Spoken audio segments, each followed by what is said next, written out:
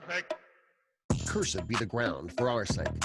Both thorns and thistles it shall bring forth for us. For out of the ground we were taken for the dust that we are, and to the dust we shall return. The From the Dust podcast features people who have had life-changing experiences. Here they share their stories and testimonials about how God can move and change a person's life. Welcome to the From the Dust podcast. Take a listen. Open your hearts and ears. Here's your host, James Science. Hello, and welcome to From the Dust podcast. I'm your host, James Science, or whatever you are, and whatever you do, hope you are highly favored and highly blessed. If you have a story or testimony you would like to share, go ahead and hit me up From the Dust podcast at outlook.com. That's From the Dust podcast at outlook.com. Stories need to be told, and voices need to be heard. Well, today my guest, he's the founder of top-rated MMA, and he's the founder of the Bearded Biz business. Let's go and welcome Erik Allen. How you doing, man? I'm doing awesome, man. Thank you so much for having me on the show, man. Really excited. Good to have you on. I've seen your story and testimony. It's a good one, man. And I appreciate you taking the time to be on here to not only share with me, but for my listeners and my viewers, man. Yeah, absolutely, man. Absolutely. So let's just jump right into it. Where did you grow up? How was your childhood? You know, it's an interesting question. I grew up in Eastern Washington. I grew up what I thought was a normal household, man. You know, my parents were married up until I was about 11 years old. That's when they got a divorce. But prior to that, you know, I played Little League. We lived by the desert, so I was out in the desert trying to find treasures all the time. My dad would take me and my best friend Dave out behind big furniture stores or grocery stores and like toss us in the dumpsters to find treasures. You know, that was normal for me, but it was just fun adventure, man. And then when my parents got divorced, like I said, when I was about 11 years old, they both got together with somebody very quickly. And my mom's boyfriend was an extremely alcoholic, abusive boyfriend. And so I watched my mom get beat up quite a bit for a couple of years. And then they got pregnant. And so I have a younger stepbrother that's 13 years younger than me.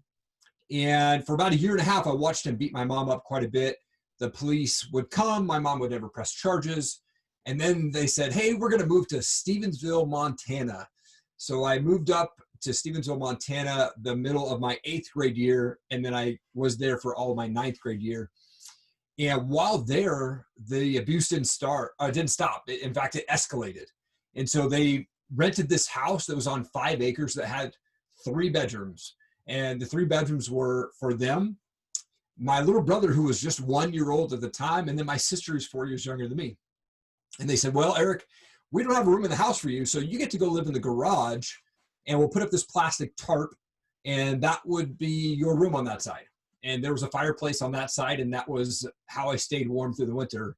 I had to make my own fires. I had to sleep under the blankets. I was out in the garage, and man, it was crazy, you know. And when I was 13 years old, I remember being home, brushing my teeth. It was about midnight. I think my sister was staying at a friend's house. I don't remember if my little brother was there or not, but you know, and I grew up going to church. So I grew up going to church until my parents got divorced, but I never went to church after that. You know, so here I am, 13 years old. It's midnight. They come home arguing. It's nothing new. I'm brushing my teeth, and just something inside me, God tells me, man, you got to look around the corner and see what's going on. And so if I look down the hall, I hit the dining room, the kitchen, the pantry, and then the garage door out to where my bedroom is. And as I look around the corner, I see my mom's boyfriend on top of her, just one fist after the other. Boom, boom, boom. I'm like, how do I get this guy off my mom?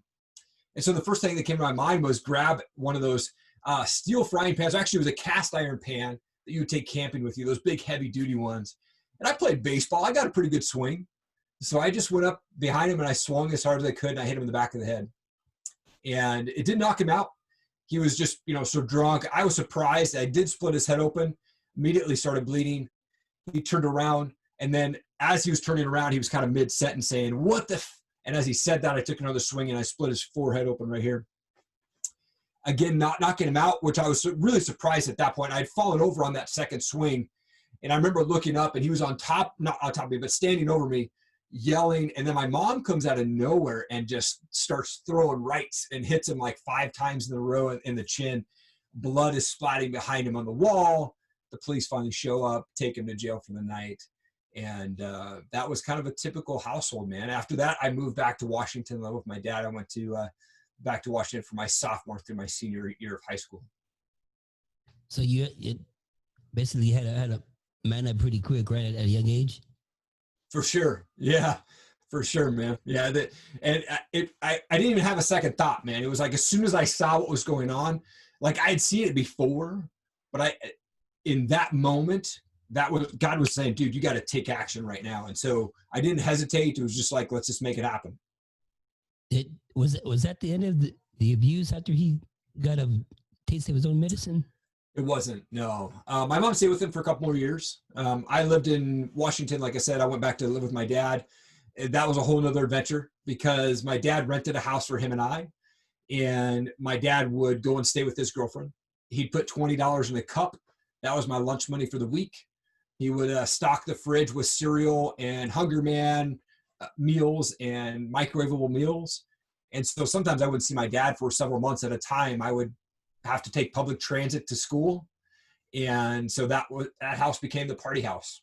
You know, I started hanging out with the wrong guys and we got into drugs pretty early, man. So, you know, sophomore year, I was getting into pot and we were taking mushrooms and acid, hash and opium. And we were anything we could get our hands on. You know, at one point I remember like, I didn't want to pay $5 for a hit of acid so I could go to the grocery store and pay $2.50 for a bottle of Robitussin DM because the morphine would make you hallucinate. And so we did that even, you know, and so it was just this wild life through the rest of high school. And then I got arrested when I was 18 years old, my senior in high school, for having a bong. And what was that experience like, man? It was scary. It was scary. Again, obviously not living for the Lord in that moment at all. But I remember I was so scared to go to jail. Like when I went to court, first of all, I had never been in a courtroom before. The judge said, give me one reason why I shouldn't throw you in jail for 90 days. And I just remember my heart sinking in that moment. And he said, well, I'll give you a reason. Your mother loves you. And I was thinking in my head, well, that's probably not the case, you know, but anyway, so we had to go to jail for 24 hours. I showed up for jail on Friday and I brought my Bible with me. I don't know why, but I was like, dude, I just got to bring my Bible. And so I took that with me. I had to put on the black and white chain gang outfit on, bright orange slippers, and I was put into an open cell with probably 10 other guys. And I just read my Bible the whole time. Started with Genesis and started reading. Tried not to talk to anybody. Didn't know the Lord. I just thought, man, if I'm going to get right with the Lord, I'm in jail. I got to read this thing. Was that the definite moment that you knew, like, hey, you know, I'm kind of headed into a slope, or they had to build up, or was that the exact moment where you knew it's, you know, hey, I'm young, you know, this is the time where I got to get right? You would think so. It wasn't though. I was on 1 year probation, so I couldn't do any, like, couldn't smoke pot or anything like that. And so what I did was I flipped my addiction to alcohol. So I got out of jail and I started drinking heavily. And then right out of high school, I moved to Seattle to try to get into the music business. Don't know how to play. I just knew that I wanted to be involved in the music business somehow. So I got up to Seattle and I was there for about 1.5 years and got an internship with Universal Records and continued the drinking. And at that point, I was living this lifestyle of a rock star without being a rock star. So lots of backstage time, any drug I wanted my hands on, open tabs, the rock star lifestyle back there, you know. And I was also managing a band outside of that. And so there was a 2-year span where I was going to, I think over a 2-year span, I went close to 200 concerts. And I remember it was on Easter. Actually, let me back up just a little bit. I was working at Starbucks part-time while I was in the music business. And I got laid off from the music business about 1.5 years in. And while I was at Starbucks, this girl had come in, she was studying, and she invited me to a church event. Again, not knowing the Lord, just being depressed, not having friends. And I said, yeah, sure, I'll go hang out. And so I went to this church event and ended up knowing people there that I had lived like in the same area with on the other side of the state a couple years prior. And so it was cool connections. I never committed my life to, you know, to the Lord at that point, but I just thought, hey, that's cool. I know some people. Flash forward a couple months, it's Easter. me and the band went out. We had a show the night before Easter. I woke up on Easter morning in my buddy's basement, surrounded by about 15 people. And I woke up first and I looked around and I saw these people passed out. And it was in that moment I felt God say, dude, you are done. And I quit cold turkey, drinking, cigarettes, drugs, everything right there. I gave my life to Christ right there in that basement. And I called that girl up who had invited me to that church event on Easter morning. I left her a voicemail. And I said, hey, I hope you had a great Easter. And hopefully we'll see you back at the store. Well, a few months later, we were dating. A year later, we were married. And we've now been married for over 15 years, man. And it's been an amazing journey. Congratulations, man. Thank you. That's awesome.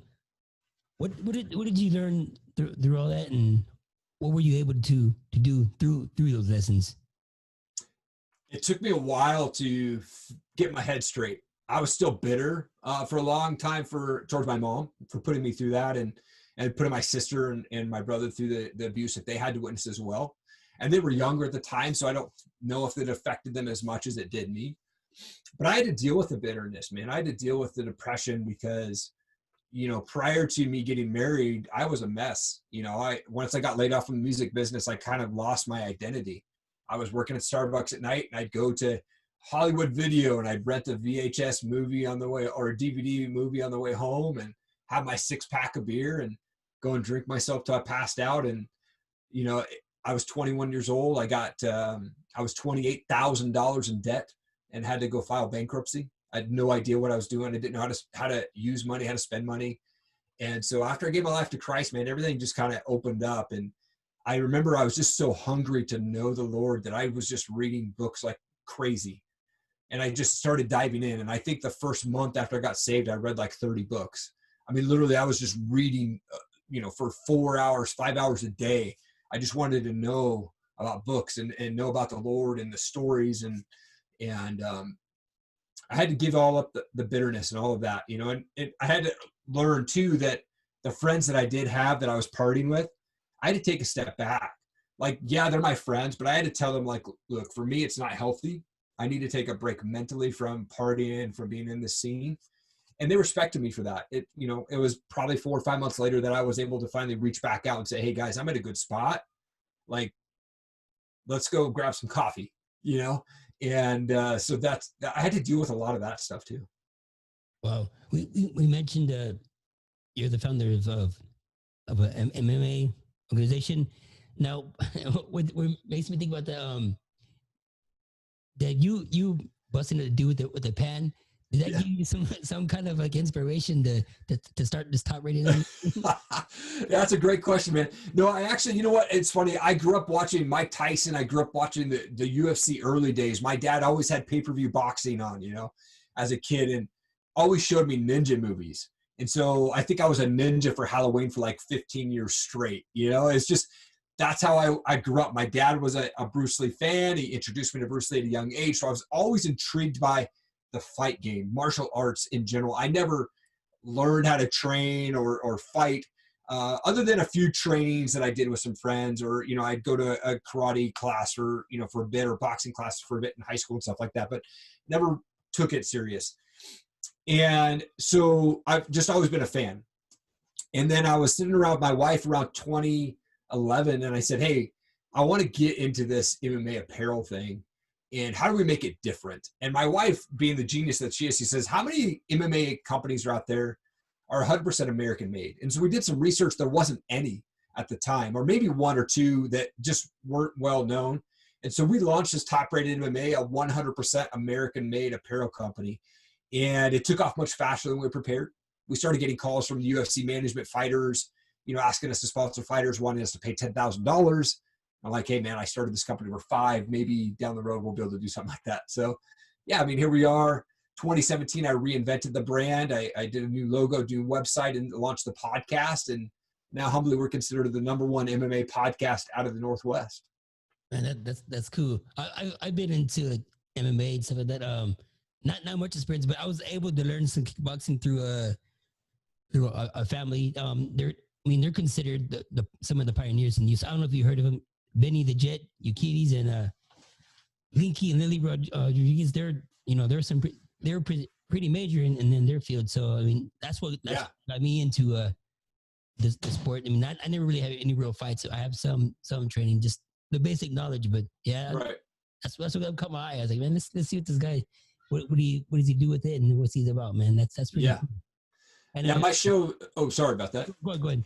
I was just saying, my show is all about, like, one thing I like to say, it's real stories by real fighters. And so I get the fighters on, and I ask them, like, why do you want to go get in a cage? Why do you want to go get punched in the face, man? Like, why did you start this thing? And so it's cool to hear the stories. I ask a lot of the fighters, every guest that comes on, like, hey, how did you grow up? What was childhood like for you?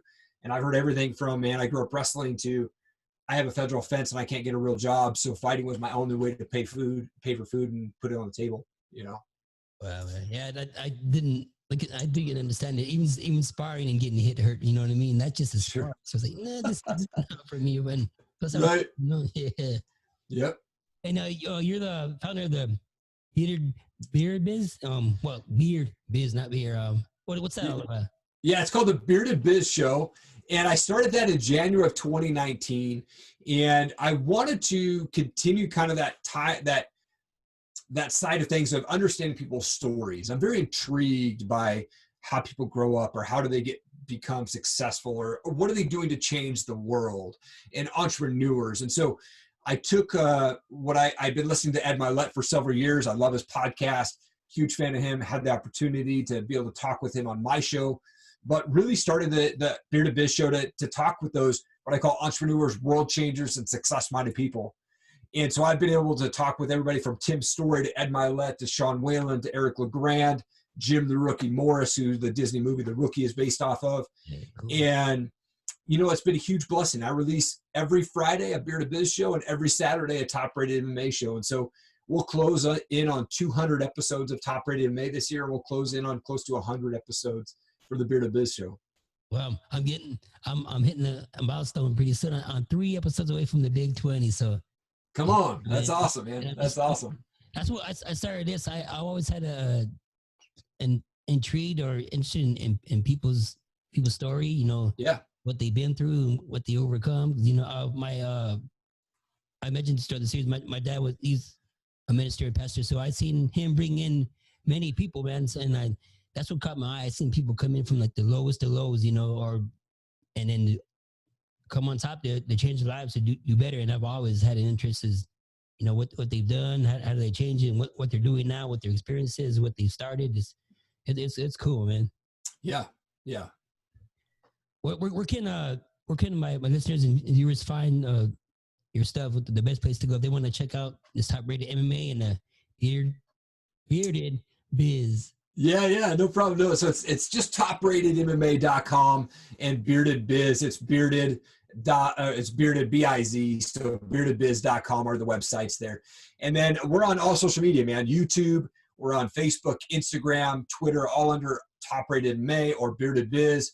And then our shows are broadcast out on all those social media formats, along with all audio formats from iHeartRadio, iTunes, Spotify, everything on there, Anchor. And so we always try to bring in amazing guests. My shows run about 10 to 15 minutes on the MMA side and about 20 to 30 minutes on the Bearded Biz side. I like to keep my shows short, get to the point, get to the stories, and introduce some people to some world changers.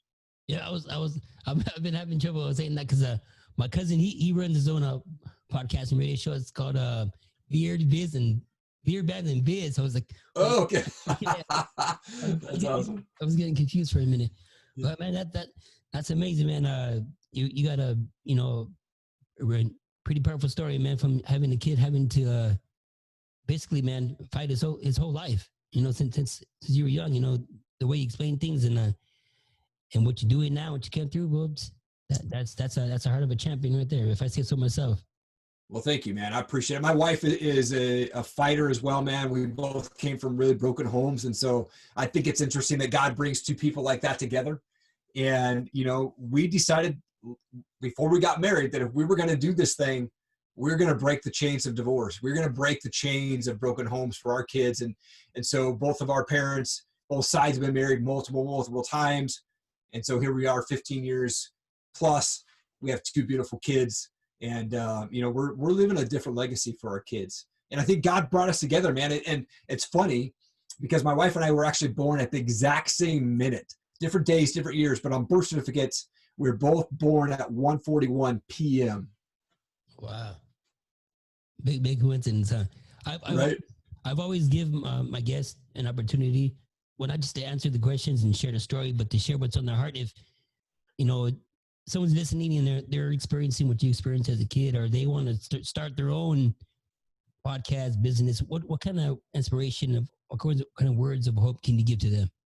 Man, here's a thing that Tony Robbins has said and Ed Milet has said, and I kind of took it to heart the last couple of years. And I listen to Tony Robbins on a daily basis because I think what he says is very powerful.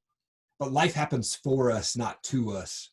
And so if we're going through a mess right now, man, we can get through that. We'll get through it. God's got a bigger plan than the mess. The world is in a mess right now. There's race stuff and there's COVID stuff and all this other stuff going on. But you know what? God is powerful. God knows what's going on, whatever the situation is. Sometimes we have to go through some muck to get through the gold. And man, God's got you wherever you're at. Just keep fighting. Don't give up hope, man. And I think if we turn to him in prayer on a daily basis in the morning, and even throughout the day, but for me personally, my morning routine is to get that prayer in and really spend some time spending, talking with him and letting my heart out. And I think if that's you, man, if you're in that spot where you need somebody, you need to talk to somebody, God is always there to hear you. And if you're interested in starting a business, I say don't hesitate. I started my lawn business when I was 10 years old. I had no idea what I was doing. I had no idea what I was doing when I started my podcast. I did almost the first 100 episodes in a walk-in closet, and I would not be staring at the camera. I'd be all over the place, right? Just do it, put out content, and you'll get better as you go. And I'm still learning, and I'm over 200 episodes in. So just have no fear. Like, who cares if people say, well, that's not very professional looking or whatever? I say just go for it and fight for your dream, man. Fight for your family. That's some good words. And I didn't know what I was doing when I first started things. Like I knew I wanted to do it, and I knew it was calling, and I put it off for a long time, man. And I ordered the stuff, and it took forever to come in because of the COVID situation. But once it came in, it was like, man, I spent the money, and I don't know what I'm doing, so let's just get it. I hit record, and I'm learning every day. And I get some good feedback. I get some negative feedback, which is not so bad, which is all right. But sure, it just helps me want to progress and what I'm doing and what I want to do. Not to be famous, not to gain any fame. I just want to help people, man. I want to share the stories and have people hear some words of inspiration, words of hope. That way, they can better their lives, just like all my guests have, just like yourself has. Yeah, I mean, one last piece of advice that I would say for anybody out there that's wanting to just get out of a rut is set a morning routine. And if you're an evening person, then set an evening routine. But for me, I wake up at 4 a.m. 6 days a week. And then on Sundays, I sleep until 5. But get up and make sure that you set your alarm and do something. Like I get up and I put in 45 minutes of cardio. I'm on my knees praying, I'm journaling, things like that. And so if you get that routine and you do that on a daily basis, if you miss a day, you'll start feeling like, man, I can't believe I missed that day, but stick with it and just keep going, keep fighting. That's what's up. Again, I want to thank you, Eric. Eric is the founder of Top Rated MMA and Bearded Biz. Business, right? Yeah, I got it. Yeah. I want to thank you for your time, man, and for your words. And we'll just let out a little intro, man. And again, where can they find your social media links and your sites? Yeah, topratedmma.com, beardedBiz.com. We're on Instagram, bearded.biz. Top Rated MMA is on Twitter, Facebook, everything like that. And, all social media formats we're out there. So such an honor to be on your show, man. This is a huge blessing. Thank you so much for allowing me to come on and share my story, and hopefully it touches somebody. Pleasure to have you. Again, if you have a story or testimony you would like to share, go and hit me up at From the Dust Podcast at Outlook.com. That's From the Dust Podcast at Outlook.com. Like, share, subscribe. Voices need to be heard. Voices need to be told. Therefore, if any man be in Christ, he is a new creature. All things are passed away. Behold, all things become new. From the Dust Podcast. Be blessed. Come on. Yeah.